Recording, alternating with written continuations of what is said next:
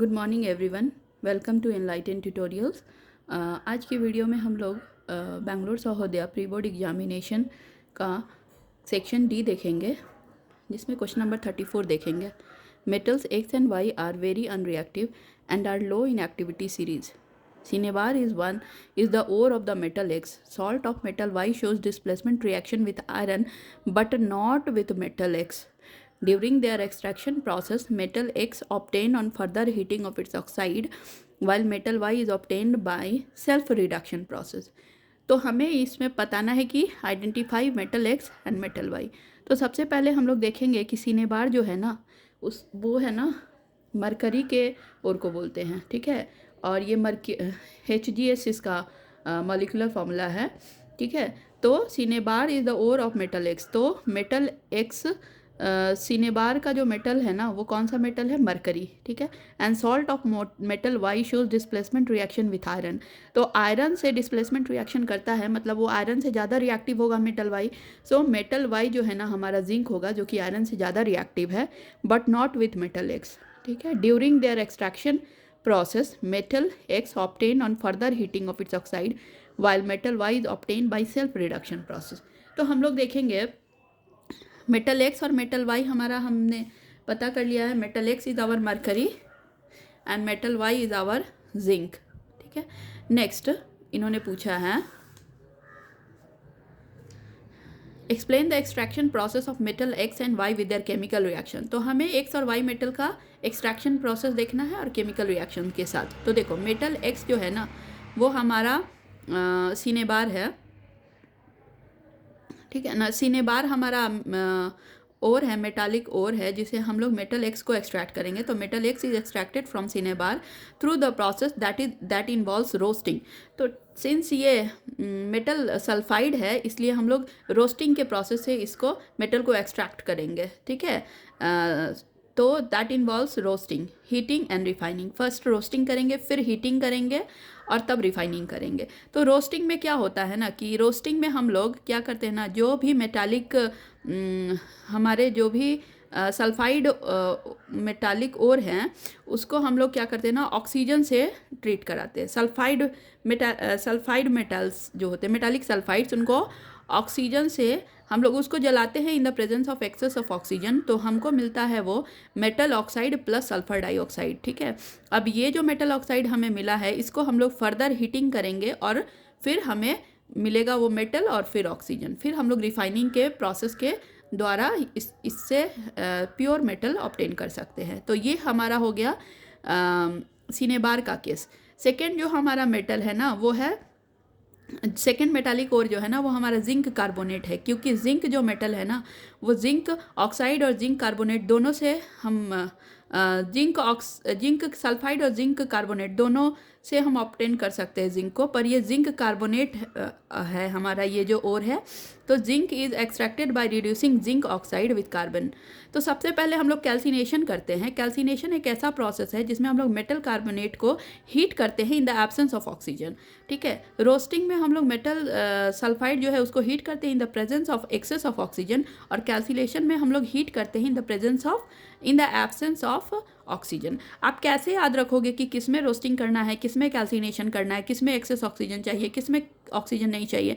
तो देखो जितने भी सल्फाइड ओर है ना, वो सारे रोस्टिंग उसके होते हैं, ठीक है। सल्फाइड ओर के रोस्टिंग होते हैं। आप कैसे याद रखोगे? देखो एस से सल्फाइड और एस से रोस्टिंग में एस आ रहा है, ठीक है। तो सल्फाइड का रोस्टिंग होता है, और देखो यहाँ पे रो में ओ आ रहा है, मतलब in the presence of excess of oxygen.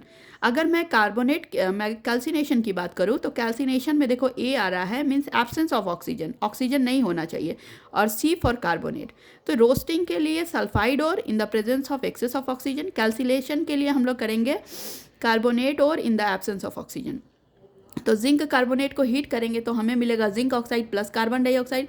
अब इस जिंक ऑक्साइड को फर्दर हम लोग इसका रिडक्शन कराएंगे in the presence of carbon. तो zinc is extracted by reducing zinc oxide with carbon. तो कार्बन के प्रेजेंस में जिंक ऑक्साइड का रिडक्शन होगा और हमें जिंक मिल जाएगा, और कार्बन मोनोऑक्साइड बाहर निकल जाएगा, ठीक है। अब हम लोग इसका सी देखेंगे।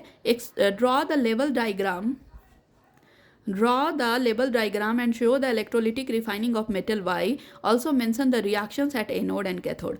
तो हम लोगों को electrolytic refining of metal zinc का करना है, ठीक है। जिंक मेटल का हमें इलेक्ट्रोलिटिक रिफाइनिंग करना है। जिंक सल्फेट हम लोग लेंगे इलेक्ट्रोलाइट इसके लिए, और जिंक जो है ना एक इम्प्योर जिंक का रॉड रहेगा और एक प्योर जिंक की पतली सी थिन स्ट्रिप रहेगी, और इलेक्ट्रोलाइट हम लोग लेंगे जिंक सल्फेट का, और फिर हम लोग pure zinc electrolytic refining of zinc करेंगे, ठीक है, एनोड और कैथोड पे।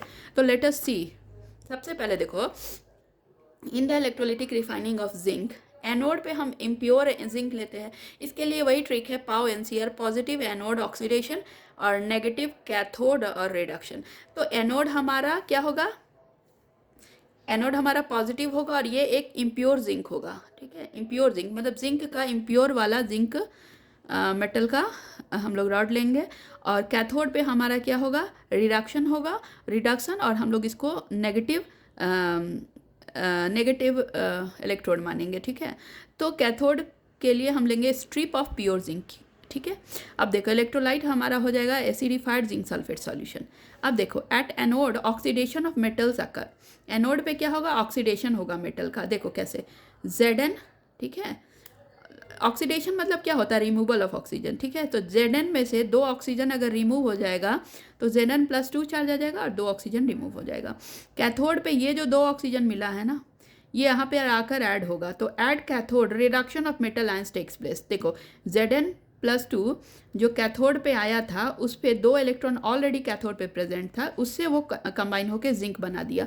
अभी आपको ये जो है ना एक डायग्राम से अच्छे से समझ में आएगा, आप देख सकते हो इसको।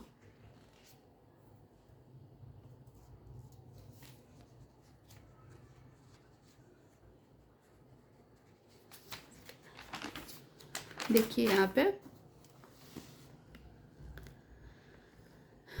यहाँ पे एक बीकर है, इसमें जिंक सल्फेट का सॉल्यूशन लिया गया है, ठीक है। यहाँ पे हमारा एनोड है, यहाँ पे हमारा कैथोड है। एनोड हमारा इम्प्योर मेटल का रॉड है, कैथोड हमारा प्योर मेटल का रॉड है। इसको हमने बैटरी के 2 टर्मिनल से कनेक्ट किया है, पॉजिटिव और नेगेटिव। एनोड हमारा पाव में पॉजिटिव आता है, इसलिए पॉजिटिव एनोड, नेगेटिव कैथोड, ठीक है। कैथोड पे रिडक्शन होता है, एनोड पे ऑक्सीडेशन होता है। हम लोग पाव एनसीआर से ये पढ़ के रखा है। अब देखो क्या होता है कि ये जो रॉड है, ठीक है, पहले तो जिंक सल्फेट है ना, इसका एक्वा सॉल्यूशन हम लोग लेंगे, ये एसिडिफाइड जिंक सॉल्यूशन है, जिंक सल्फेट सॉल्यूशन है, ठीक है। तो जब आप इसको बैटरी से कनेक्ट करोगे ना, तो जैसे ही इस पर करंट फ्लो होगा, हमें पता है कि इलेक्ट्रोलाइट, ठीक है ना, जो कि एसिडिफाइड जिंक सल्फेट है, मतलब यहाँ से करंट का फ्लो होना होगा, ठीक है। तो जब इसमें से करंट फ्लो होगा ना, तो ये जो मेटल इम्प्योर मेटल रॉड है ना, इसमें से जिंक जो है ना ये बाहर निकल आ जाएगा, यहाँ पे जंप कर जाएगा, ठीक है। और यहाँ पे हमने Zn सल्फेट का सॉल्यूशन लिया है, तो एक्वा सॉल्यूशन में जिंक Zn+ और SO4-2 चार्ज सेपरेट हो जाएंगे, Zn+2 और SO4-2 चार्ज सेपरेट हो जाएंगे। जैसे ही इसमें से Zn+2 इस एक्वा सॉल्यूशन में आएगा ना, यहाँ से 2 इलेक्ट्रॉन लूज हो जाएगा, क्योंकि ये +2 चार्ज है, तो यहाँ पे क्या हो जाएगा, ऑक्सीडेशन हो जाएगा और +2 चार्ज हमारा लूज हो जाएगा, और ये चला जाएगा हमारे बैटरी के थ्रू, सेल के थ्रू चला जाएगा हमारा कैथोड पे। तो एनोड से कैथोड पे 2 एक्स्ट्रा इलेक्ट्रॉन्स आ गए हैं, ठीक है। अब ये Zn+2 जो पानी में गोता लगाया था, पानी में जंप किया था, अब ये Zn+2 को सामने में एक इलेक्ट्रोड दिख रहा है जिस पे बहुत सारे इलेक्ट्रॉन्स है। तो ये तो इलेक्ट्रॉन का भूखा है, क्योंकि इसने अपने 2 इलेक्ट्रॉन्स यहाँ छोड़ के आए थे। जैसे ही इसको यहाँ पे इलेक्ट्रॉन दिखेगा, ये तुरंत यहाँ से जंप करेगा, यहाँ पर इस रॉड से जंप किया एक्वा सॉल्यूशन में, एक्वा सॉल्यूशन से फिर वो इम्प्योर मेटल रॉड पे जंप करेगा, और फिर यहाँ पर वो डिपॉजिट होते चला जाएगा। और इस तरह से ये जो रॉड है ना, ये हमारा क्या हो जाएगा, पतला होता जाएगा, थिन होता जाएगा, और ये जो रॉड है ना वो हमारा थिक होता चला जाएगा, और इसके इम्प्योरिटी जो है ना वो नीचे मड के फॉर्म में डिपॉजिट हो जाएंगे। तो इसको हम लोग बोलते हैं एनोड मड।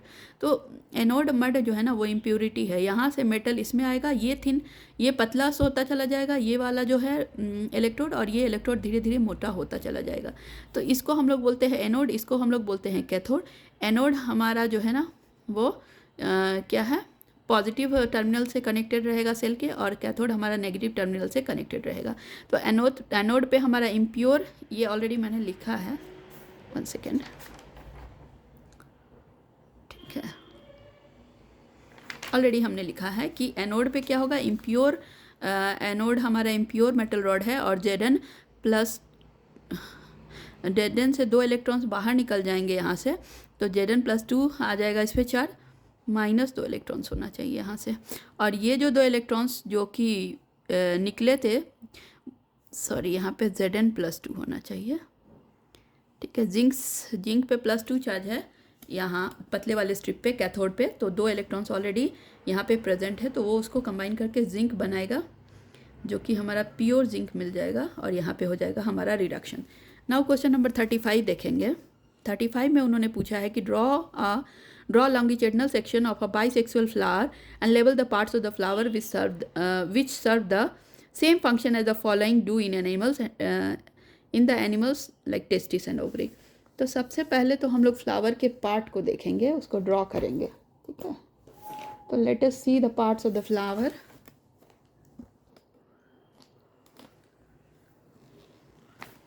देखो ये हमारा एक फ्लावर है, ठीक है, जो कि बाइसेक्सुअल है, और ये हिबिस्कस का फ्लावर हमने लिया है, इसको हमने ऐसे कट कर दिया, ठीक है, ऊपर से लॉन्गिट्यूडनली हमने इसको कट कर दिया है, ठीक है।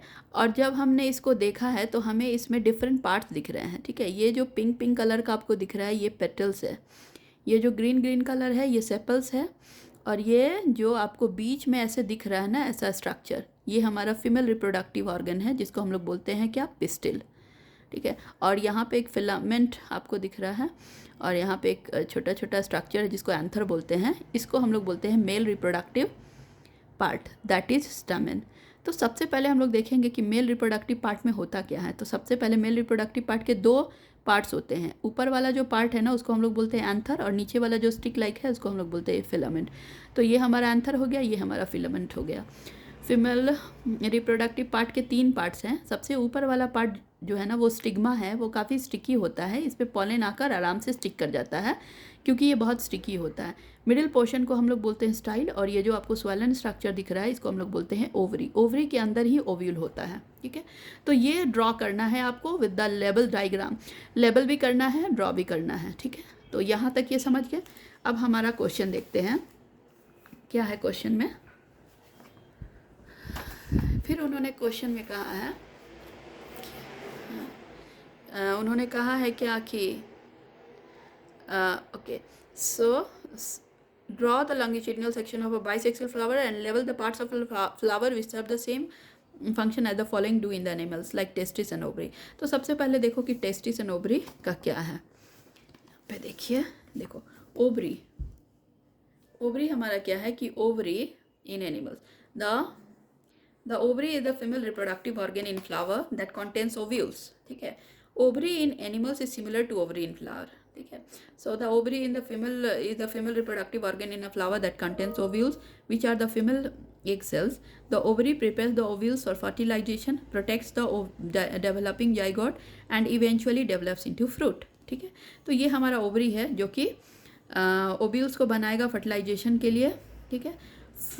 डेवलपिंग जाइगोट को क्या करेगा, प्रोटेक्ट करेगा और फ्रूट में डेवलप हो जाएगा। अब हमें देखना है टेस्टिस जो कि मेल रिप्रोडक्टिव पार्ट है। सो फ्लावर में anther and stamen, anther and stamen is similar to the testis in human means animals. तो देखो the anther is the part of the stamen that produces pollen grains. तो anther जो है ना, anther जो हमने आपको फिगर में ड्रॉ करके बताया था, यहाँ पर है एंथर, आप एक बार फिर से देख सकते हैं, ये एंथर है ना। ये स्टामेन जो है ना हमारा, स्टामेन मेल रिप्रोडक्टिव ऑर्गन का एक पार्ट है, और यहाँ पे पॉलन बनते हैं, ठीक है, विच प्रोड्यूसेस पॉलन, ठीक है। तो the anther is a part of the stamen that produces pollen grains. The stamen is a part of the flower that produces pollen. तो stamen फ्लावर का एक पार्ट है और stamen का पार्ट है एंथर। तो stamen pollen बनाता है, और वही चीज़ लिखा है कि एंथर पॉलन ग्रेन्स को प्रोड्यूस करता है। फिर हम देखेंगे इसका नेक्स्ट पार्ट। इन्होंने पूछा है क्या कि okay, state the fate of ovary and fertilization. देखो after fertilization the ovary develops into fruit and ovules developed into a seed. तो फ्रूट्स जो है ना वो ओवरी का बनता है और ओव्यूल्स से बनता है हमारा सीड। अब सेकंड, अब देखो क्वेश्चन नंबर इसका सी देखेंगे, सी पार्ट में उन्होंने पूछा है differentiate between pollination and fertilisation. तो देखो पॉलिनेशन का क्या होता है, पॉलिनेशन मतलब होता है the act of transferring pollen grains from the male anther of a flower to the female stigma of a flower. The pollen tube is not, तो क्या है कि the act of transferring pollen grain from male that is anther of a flower to the female that is stigma. तो anther से stigma में जो transfer होता है ना उसी को पॉलिनेशन बोलते हैं, ठीक है। Anther male reproductive part, stamen female reproductive, anther is the male reproductive part, stigma is the female reproductive part. अब देखो fertilisation involves fusion of male and female gamete. तो फर्टिलाइजेशन में मेल और फीमेल गैमीट का मिलना होता है, ठीक है। इस पॉलिनेशन में बस ट्रांसफर होता है और फर्टिलाइजेशन में फ्यूजन होता है, ठीक है। अब देखो second, the pollen tube is not required. इसमें पॉलन ट्यूब की जरूरत नहीं है क्योंकि ये बस ट्रांसफर कर देता है, हो गया। इसमें पॉलन ट्यूब का रिक्वायर होता है। Pollen tubes are formed by transferring male gamete into the egg और सेल। अगर पॉलन ट्यूब फॉर्म ही नहीं होगा तो फिर ट्रांसफर कैसे हो जाएगा मेल का फीमेल गैमीट में। Pollination is an external process, pollination बस एक्सटर्नल प्रोसेस है, ठीक है। और फर्टिलाइजेशन कैन आइदर भी इंटरनल और एक्सटर्नल। आप तो देखोगे कुछ कुछ ऑर्गेनिजम्स है जैसे कि फिशेस हैं, फ्रॉक्स है, उसमें एक्सटर्नल फर्टिलाइजेशन होते हैं, और कुछ है जैसे ह्यूमन बींग्स है या फिर फ्लावर्स है, ये सब में इंटरनल फर्टिलाइजेशन होता है। तो फर्टिलाइजेशन में भी इंटरनल और external, but pollination is always an external process, ठीक है। Pollination takes place before fertilization, fertilization के पहले होता है। It occurs after pollination, pollination के बाद फर्टिलाइजेशन होता है। So pollination is a physical process और यहाँ पे फर्टिलाइजेशन इज अ जेनेटिक और बायोकेमिकल प्रोसेस, ठीक है। तो ये फिजिकल प्रोसेस है, बस लाकर डाल देना, और इसमें जेनेटिकल और बायोकेमिकल प्रोसेस है, मतलब जीन्स वगैरह इसमें इन्वॉल्व होते हैं। So required pollinators like wind, water, birds, insects and other organisms or takes place by growing pollen tube which enters the ovule। इसमें क्या होता है ना कि pollen tube का ग्रो करके ओव्यूल्स के अंदर एंटर करना, इस तरीके से ये टेक प्लेस करता है और इसमें पॉलिनेटिंग एजेंट चाहिए, ठीक है। अब देखो क्वेश्चन नंबर डी जो है ना उसको देखेंगे हम लोग। क्वेश्चन नंबर डी उन्होंने पूछा है कि identify the mode of asexual reproduction of organism A and B. तो ए एंड बी ऑर्गेनिज्म में एसेक्सुअल मोड ऑफ रिप्रोडक्शन को आइडेंटिफाई करना है। तो ये जो आप देख रहे हो ना, ये एसेक्सुअल मोड ऑफ रिप्रोडक्शन है। जैसे कि ये एक स्ट्रक्चर है, अगर ये दो पार्ट में कट हो जाएगा ना, तो ये जो पार्ट है जहाँ से ये कट होगा इसको हम लोग बोलते हैं सेप्टा। जैसे हमारे नोज में सेप्टा प्रेजेंट है ना, वो दो पार्ट नोज को, दो नॉस्ट्रिल को सेपरेट करते हैं, वैसे ही यहाँ पे सेप्टा है, ये दो स्पाइरोगाइरा के पार्ट को सेपरेट करता है। ये सेल वॉल है, यहाँ पे अंदर में न्यूक्लियस है। अब ये जो पार्ट है ना, ये दो डॉटर सेल्स में टूट गया, तो इस प्रोसेस को क्या बोलते हैं, मतलब यहाँ सिंगल पेरेंट इन्वॉल्व है, तो this is obviously an asexual mode of reproduction. और ये जो एसेक्सुअल मोड ऑफ रिप्रोडक्शन है ना, इसको हम लोग बोलते हैं फ्रैगमेंटेशन इन स्पाइरोगाइरा, मतलब फ्रैगमेंट में दो टूट गए। अब यहाँ पे आप एक और देख रहे हो, ये है ना ब्रायोफाइलम का लीफ है। यहाँ पे क्या हो रहा है ना कि छोटे छोटे बर्ड्स का फॉर्मेशन हो रहा है और इस बर्ड से नए प्लांट्स ग्रो कर रहे हैं। तो ये भी एसेक्सुअल मोड ऑफ रिप्रोडक्शन है, और इस एसेक्सुअल मोड ऑफ रिप्रोडक्शन को हम लोग क्या बोलते हैं, vegetative propagation, that is budding, ठीक है।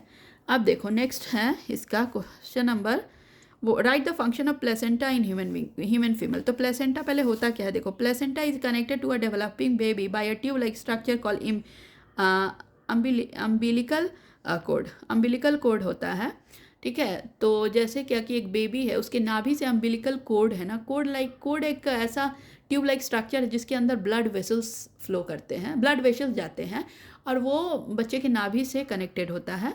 और मदर का जो है ना, मदर के प्लासेंटा से लेकर बच्चे के नाभि से वो, the placenta is connected by developing baby, mother के यूटेरस में प्लेसेंटा होता है, उससे वो अम्बिलिकल कोड के द्वारा बच्चे के नाभि से कनेक्टेड होता है, ठीक है। Through the umbilical cord the placenta provides oxygen and nutrients to a developing baby. एक बेबी है, उसको ऑक्सीजन भी चाहिए, न्यूट्रिएंट्स भी चाहिए उसको ग्रो करने के लिए, तो वो प्लासेंटा से बच्चे के बॉडी में जाएगा through the help of umbilical cord, क्योंकि अम्बिलिकल कोड के अंदर ब्लड वेसल्स फ्लो करते हैं, ब्लड वेसल्स रहते हैं और ब्लड फ्लो करते हैं, ठीक है। और ये जो है ना, it also removes waste from the baby's blood. इसका एक और काम है कि बच्चे के शरीर में जो वेस्ट बन रहा है वो भी ब्लड के थ्रू रिमूव हो जाता है यूजिंग प्लेसेंटा, ठीक है। नाउ क्वेश्चन नंबर सी देखेंगे, list of bacterial and viral disease which are transmitted sexually. तो बहुत सारे ऐसे वायरल और बैक्टीरियल डिजीज हैं जो कि सेक्सुअली ट्रांसमिट हो जाते हैं, तो हमें उसका नाम बताना है। तो देखो कुछ बैक्टीरियल डिजीज है ना जो मैं आपको अभी बताना चाहूँगी। सेक्सुअली ट्रांसमिटेड डिजीजेज हैं कुछ।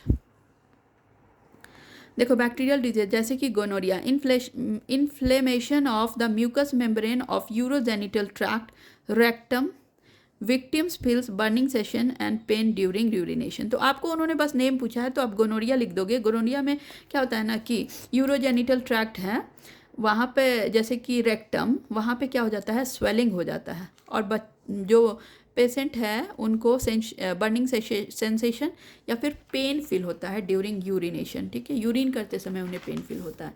फिर हम देखेंगे सेकेंड, ये सिफिलिस है। सिफिलिस में क्या होता है ना कि ये भी एक बैक्टीरियल डिजीज है and it is caused by a bacterium which affect the mucous membrane of genital और रेक्टल एरिया। रेक्टम के एरिया को वो क्या करता है, bacterium which affect the mucous membrane of जैसे कि रेक्टल एरिया को वो इन्फेक्ट करता है। वैसे ही हम लोग वायरल डिजीज देखेंगे तो वायरल डिजीज में सबसे कॉमन तो एड्स है और दूसरा है वॉट्स। तो AIDS is caused by HIV virus. It is fast spreading incurable disease which weakens the body immune system. AIDS में क्या होता है ना कि जो इम्यूनिटी है ना वही कमज़ोर हो जाती है। ये वायरस इम्यूनिटी को ही कमज़ोर कर देता है, तो उस समय तो कुछ नहीं होगा, लेकिन जो दूसरे अगर आपको एड्स हो गया है तो आपको उस समय कुछ भी नहीं होगा, लेकिन अगर मान लो आपको कोई और दूसरा बीमारी हो जाए तो आपकी इम्यूनिटी बहुत कमज़ोर हो गई है। इम्यूनिटी के कमज़ोर होने से आपको कोई डिजीज़ कॉज हो सकता है। फिर दूसरा हमारा वार्ड्स है, a small bump on the genital cause by a common sexually transmitted disease. तो आपको बस नेम लिखना है, आप नेम लिख देना। फिर है the use of contraceptive methods has direct effect on the health and prosperity of a family, justify the statement. तो आपको इस स्टेटमेंट को जस्टिफाई करना है, तो इसके लिए हम लोग देखेंगे कि सी it prevents the chances of frequent pregnancies which otherwise affect the health of the female। तो जैसे कि प्रेग्नेंट हो जाना फ्रिक्वेंटली, एक बेबी है, दूसरा बेबी अभी बहुत छोटा है और थर्ड बेबी फिर से हो जाए, तो फ्रिक्वेंट प्रेगनेंसीज को ये प्रिवेंट करता है और affect the health of a female के हेल्थ को भी ठीक रखता है। ठीक है, it helps in family planning by controlling the number of children in a family में चिल्ड्रन के नंबर को कंट्रोल करके फैमिली प्लानिंग में भी हेल्प करता है। नाउ क्वेश्चन नंबर 36 देखेंगे कि draw ray diagram to show the angle of deviation in a glass prism. If the prism is kept inversely which colour will be on the top and bottom respectively. तो सबसे पहले हम लोग देखेंगे glass prism में angle of deviation को। ठीक है, तो इसके लिए हम लोग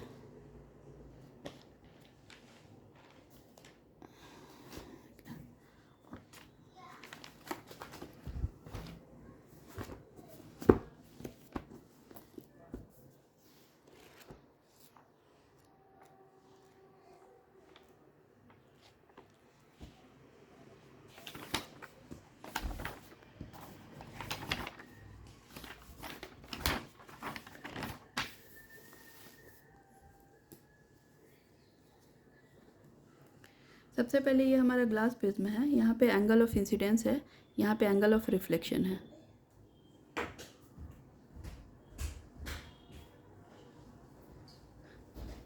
ठीक है, तो सबसे पहले यहाँ से अगर मान लो लाइट एंटर करेगा तो ये प्रिज्म में जाएगा, तो इसको नॉर्मल, यहाँ पे नॉर्मल जो है ना, ये नॉर्मल से क्या होना चाहिए, इसको जाना चाहिए इस पाथ पे, लेकिन ये रेयरर से डेंसर मीडियम में आ रहा है, तो ये क्या होगा ना कि अवे फ्रॉम द नॉर्मल चला जाएगा।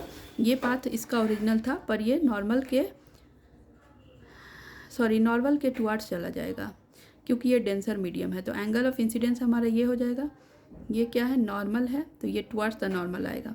ठीक है, अब ये फिर से ये टुवार्ड्स द नॉर्मल आएगा। अब ये मान लो अब फिर से एंगल ऑफ इंसिडेंस बन गया, तो अगेन ये डेंसर मीडियम से रेयरर मीडियम में जा रहा है। अगर हम यहाँ पे नॉर्मल ड्रॉ करेंगे तो अब इसको नॉर्मल के टुवर्ड्स जाना चाहिए, तो ये इसका रियल पाथ, नॉर्मल के अवे जाना चाहिए ना, क्योंकि ये रेयरर मीडियम में जा रहा है। तो नॉर्मल हमारा, हमने ये ड्रॉ किया तो यहाँ से लाइट आ रहा है, तो ये नॉर्मल के पास नहीं जाएगा, नॉर्मल से दूर चला जाएगा, ओरिजिनल पाथ से भी डेविएट हो जाएगा ठीक है।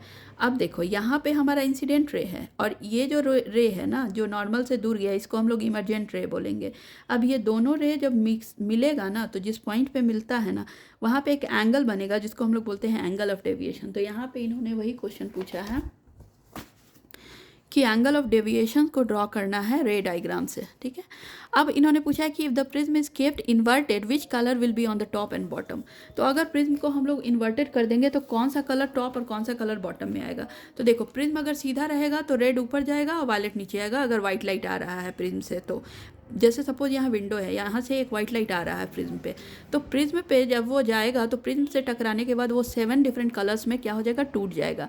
तो अगर प्रिज्म सीधा है तो रेड कलर ऊपर और वायलेट कलर नीचे आएगा, अगर प्रिज्म उल्टा है तो रेड कलर नीचे और वायलेट कलर ऊपर जाएगा। ठीक है। Now in question number B देखेंगे कि Mithun observe that on his way to school the sky appeared blue but towards evening it appeared red justify this statement. तो सबसे पहले देखेंगे यहाँ पे कि sunlight reaches the earth atmosphere and is scattered in all the direction by the gases and particles in the air. देखो sunlight जो है ना वो अर्थ के एटमोसफेयर पे जैसे प्रिज्म में कैसे इंटर हो रहा है वैसे ही अर्थ के एटमोसफेयर में जैसे ही सनलाइट एंटर करता है ना तो वो बहुत डिफरेंट वो स्कैटर्ड हो जाता है। ठीक है, डिफरेंट कलर्स में और इज स्कैटर्ड इन और डिफरेंट डायरेक्शंस में भी स्कैटर्ड हो जाता है। ठीक है, क्यों स्कैटर्ड हो जाता है, क्योंकि अर्थ में बहुत सारे गैसेस है, छोटे छोटे पार्टिकल्स भी हैं।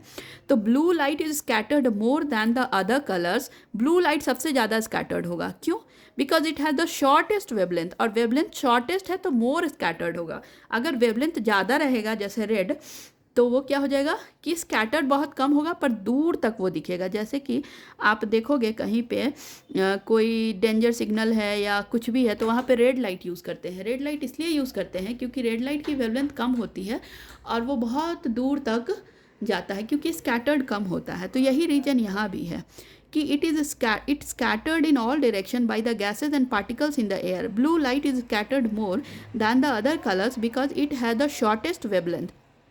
This is why the sky appears blue to an observer from the surface of the earth. Red light enters the list by the molecules present in the air. So at sunrise and sunset, the sunlight travels a longer path through the atmosphere to reach our eyes. The blue light scattered the most and has been mostly removed, leaving the red light remaining, which reaches our eyes and hence it appears red. तो red light जो है ना वो less scatter करेगा इसलिए वो दूर तक ट्रैवल करेगा, इसलिए सनराइज और सनसेट के समय हमें स्काई रेड दिखता है वाइल जो है ना ब्लू हमें रेस्ट ऑफ द डे दिखेगा। ठीक है, चलो नेक्स्ट क्वेश्चन हम लोग देखेंगे। After testing the I of a child the optician observe the following lenses for his spectacles. ठीक है, left I +2D, right I +2.25D।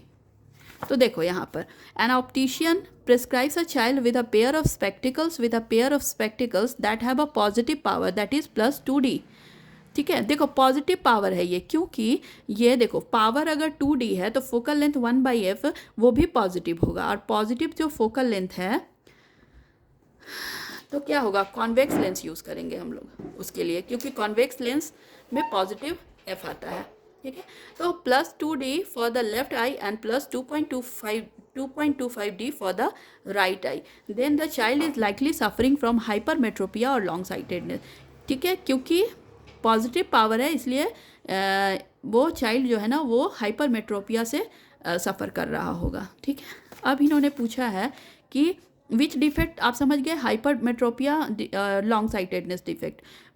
What could be 2 causes of the defect, क्या हो सकता है 2 cause. तो देखो eye ball is too short, देखो eye ball को होना चाहिए यहाँ तक लेकिन आई बॉल है ना यहीं तक शॉर्ट हो गया है, so eye ball is too short. और second is lens with long focal length, length का फोकल लेंथ सपोज इतना हो था लेकिन इसका फोकल लेंथ इतना हो गया, मतलब लेंथ की फोकल लेंथ बढ़ गई।